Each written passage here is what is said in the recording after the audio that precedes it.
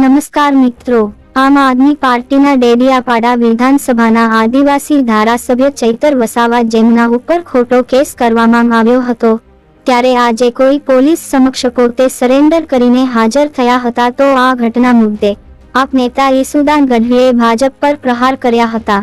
તેમને આપ ધારાસભ્ય ચૈતરભાઈ વસાવા જનતાની સમસ્યાઓના નિરાકરણ માટે ભાજપ સરકાર વિરુદ્ધ લડી રહ્યા છે, એટલે ભાજપ સરકાર પોતાની દમનકારી નીતિ પ્રમાણે ચૈતરભાઈને ખોટા કેસમાં ફસાવી રહી છે. ભાજપ વિરુદ્ધની આ લડાઈમાં હવે સૌ કોઈ ચૈતરભાઈના સમર્થનમાં છે તેવું કહ્યું હતું. આદિવાસી સમાજના હીરો ચૈતરભાઈ વસાવાને એના પરિવારને ભાજપ ડરી જવાના કારણે એમને ખબર છે કે લોકસભાની ચૂંટણીમાં ચૈતરભાઈ વસાવા ભાજપને હરાવી દેશે, એટલા માટે થઈને એના ઉપર ખોટા કેસ કરી આજે 1.5 મહિના જેટલો સમય થયો એ આદિવાસી બહેનને ભાજપે જેલમાં નાખ્યા છે. આજે ચૈતરભાઈ વસાવા આત્મસમર્પણ હજારોની સંખ્યામાં એના સમર્થકો આવી અને પોલીસ સ્ટેશને હાજર થયા. ખબર પડી તો ચૈતરભાઈ વસાવા આજે હાજર થયા છે. ભાજપ આદિવાસી સમાજ વિરુદ્ધ માનસિકતા ધરાવે છે. ભાજપ આદિવાસી સંસ્કૃતિને ખતમ કરવા માંગે છે અને જે રીતે આદિવાસી સમાજના વ્યક્તિઓને પણ ભાજપે ટાર્ગેટ કર્યા છે, જે આદિવાસી સમાજ માટે બોલતા હોય એવાને પણ ભાજપે ટાર્ગેટ કરીને ખતમ કરવાનું નક્કી કર્યું છે.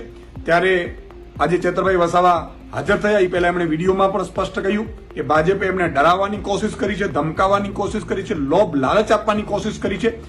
જે રીતે 5 ધારાસભ્યો અત્યાર સુધી અકબંધ રહ્યા, એમાંથી એક ધારાસભ્યને ભાજપે ડરાવી ધમકાવી કે મજબૂરીનો લાભ ઉઠાવીને રાજીનામું અપાવડાવ્યું, એવી જ રીતે ચૈતરભાઈને પણ ભાજપ અત્યારે ખૂબ કોશિશ કરી છે. પણ ચૈતરભાઈ આદિવાસી સમાજનો હીરો છે.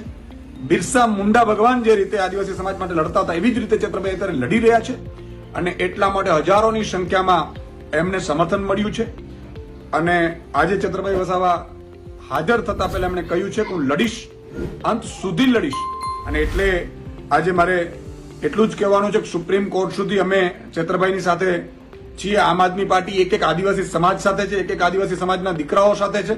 અને જે પણ વ્યક્તિઓ આદિવાસી સમાજની સંસ્કૃતિ ખતમ કરવા માંગે છે એ ભાજપને અને એ ભાજપના નેતાઓને ઘરે બેસાડવા માટે હું અપીલ કરું છું.